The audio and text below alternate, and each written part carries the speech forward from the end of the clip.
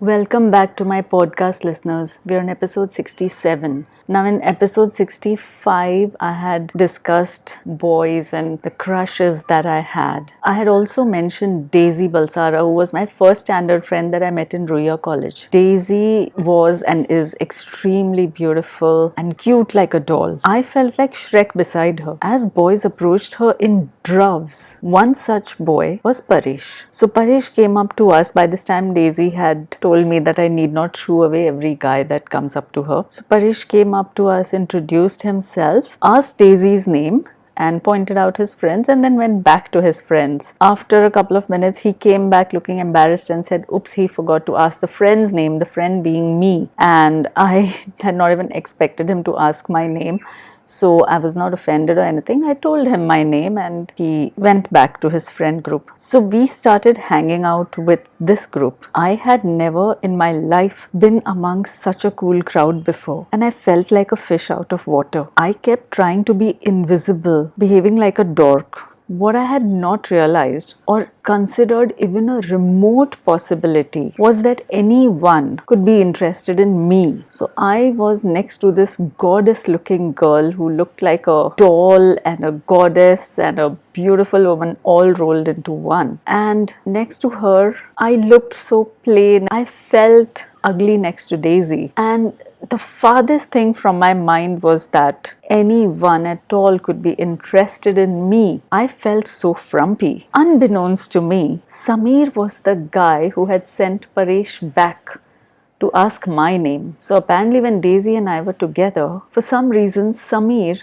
was interested in me and not Daisy. And if you looked at Samir, he was as cute as Paresh. Like he would be the top 10 percentile cute guys in college. So I did not know that it was even a possibility that Samir was interested in me. So what happened was when we all got together to talk, Samir tried to talk to me. He tried to get to know me. He asked me questions.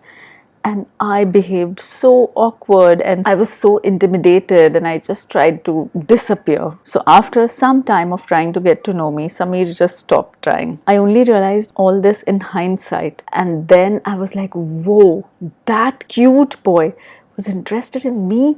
What? I did not feel worthy of these people, of these friends.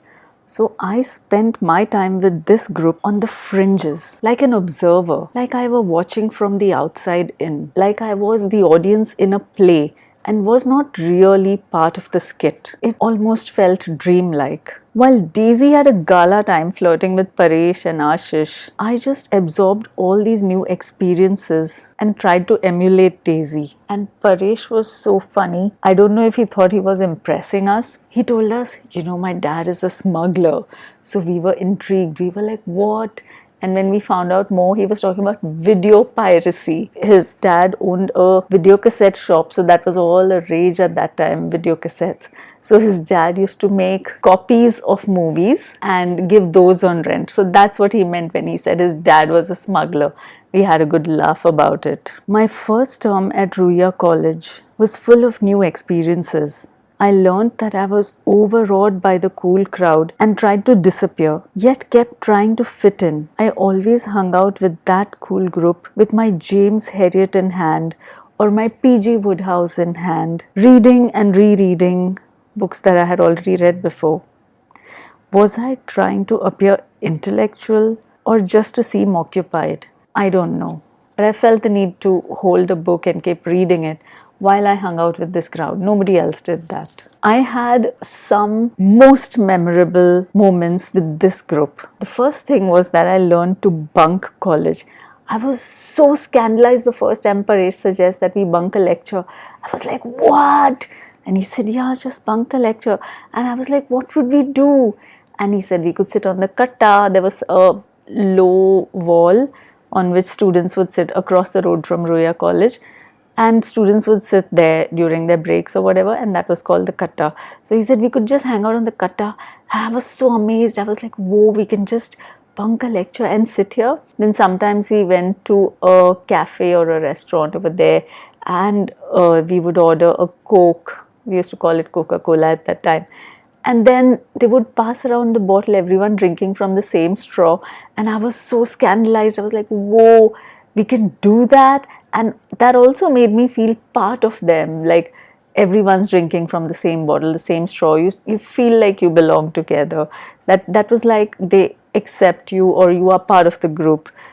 So there was that. Now, while I was with these people, I kept trying so hard to emulate Daisy. I might have mentioned earlier that Daisy used to roll up her skirt after leaving her house. Daisy lived at the other Parsi colony, and Ruya College was like a 2-minute walk. So on her walk itself, she used to kind of roll up her skirt and try to make it look shorter.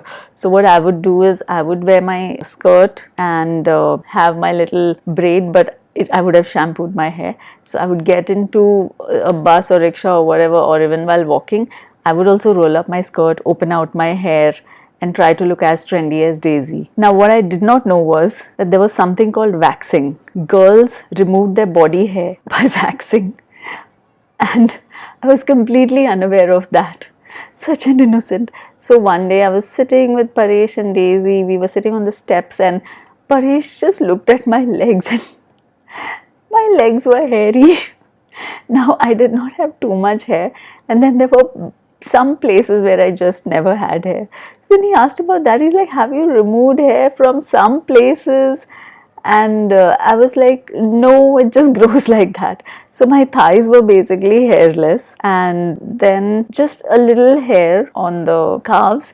And then as you came towards the ankle again, there was no hair. So I guess that looked kind of funny. And the thing is, because I have lighter skin compared to the average Indian, I had a yellowish tone, so then the jet black hair probably looked really stark. The first time I waxed was several years later. So there was that. I used to wear skirts without waxing. And nobody else did that. Everyone else waxed. I mean, I learned about waxing after that. But being in a Sikh family, I did not contemplate or consider that I could do that. When we would swim, I remember I would buy that actual razor, that thin razor, and try to shave my underarms with that so that I was not embarrassed while swimming with underarm hair. But that was also not very often. And if we are to see just how innocent and not in touch with street smarts I was, there was this thing where there was a rival group of this Paresh's group, and as they passed by, these people started saying the word dog deliberately. And I am completely innocent, unaware of this whole unspoken dynamic that was going on. So a couple of times that other group passed by, and these people just kept saying, oh, this about a dog and that about a dog. And then that group came really angry, and they're like, you kept calling us dogs. And I was like, what are you all talking about? We are actually discussing dogs. Why would you think we are calling you dogs? And my group looked completely confused. They were, I don't even know what their reaction would have been to these people coming and confronting them that you're calling us dogs. But before anyone could react, I fiercely defended them, saying, we were genuinely discussing dogs. How can you think that? This has nothing to do with you. And the other group walked away quite confused. And I only later found out that actually my group was targeting the other group and was deliberately saying the word dog to taunt them. So this is how I was, and probably still am. Now, one thing was how much mom had disliked English music, English movies, and in fact, overall, she didn't like us playing music in the house. She didn't like the radio, she didn't like us playing cassettes. So we would be really like, we would have anxiety when we would be playing music. Oh, mom doesn't like it and all.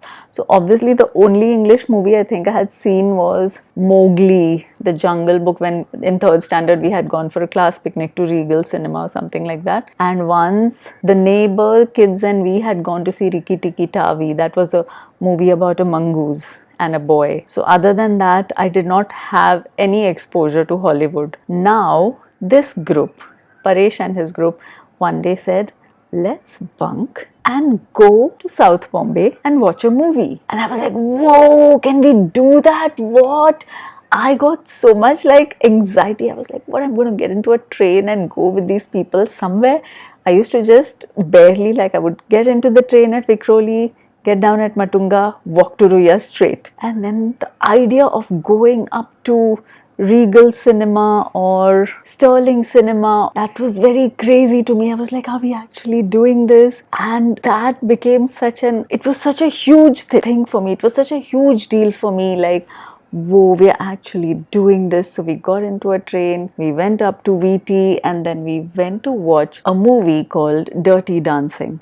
Now, for someone who has zero exposure to Hollywood, who goes straight into a movie and watches Dirty Dancing, can you imagine the culture shock? Can you imagine how surprising it was for me? I just could not even believe what I was watching. And I was like, whoa, this is something crazy. Like, do people live like this? Do people behave like this? What happened was, up until that point, up until the time I joined college in 11th standard and started hanging out with this group of Paresh and his friends, I did not know that the sexual act existed. I did not know that the dong existed. I didn't know men had a part that was different from women. But this group used to crack some dirty jokes. Now, when they said something that implied the existence of the dong, I got a repressed memory back. I was really small, below 5 years old, and we had gone to visit someone's house, and the woman opened the door not realizing who it is, and she saw a family there, and her little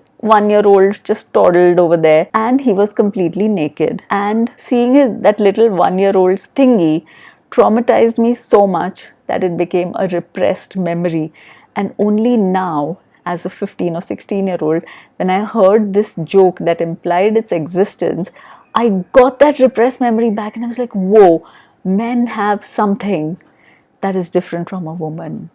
And I still did not know about intercourse at this point. So as this group would talk and crack jokes, I understood what happens and between a man and a woman. And that is when I learned that there's something beyond just kissing and cuddling, which I thought couples did. Another day we bunked class and went to watch a movie called The Fly. This was about some guy, some scientist doing some experiment that's going to transform him, and somehow there's a fly in the chamber when he's doing that experiment, and then he starts transforming into a fly. So we watched that movie. So I kind of had such adventures with this group, and I was like, is this real life? Am I dreaming? I'm really living this? And alas, that adventure was not to last. Just while I was marveling at how each day seemed unreal and like something out of a movie or a dream or a comic strip, well, my dreamy existence came crashing down. One day there was a list of defaulters put up. This cruel list of defaulters. There was a Mrs. Iyer who was the head of economics, the economics department, and she was, I guess, the vice principal for junior college. They put up this list of defaulters, and my name was there. And I started panicking so heavily. I was like, oh my God, my name is on this defaulters list. What do I do? What do I do? I'd been coming to college every day, and now I'm a defaulter. And then, one by one, we were called into a room and grilled by 2 or 3 teachers, including that scary Mrs. Iyer. So I sang like a canary. As soon as I was asked questions, I was so scared. And I just rattled out the names of these boys that, yeah, these were the people we used to hang out with. Sorry, ma'am, I will never bunk again. That kind of thing happened. I was so terrified. That day I learned that I was a coward, and also that I had no street smarts or life skills. I didn't know how to deflect or wriggle away from the questions or even fib. I couldn't even fib. I got so terrified, I stopped hanging out with this group immediately. I started attending all my lectures. But there was another reason why I stopped seeing this group. I will tell you about that in the next episode. Till then, stay healthy, stay happy.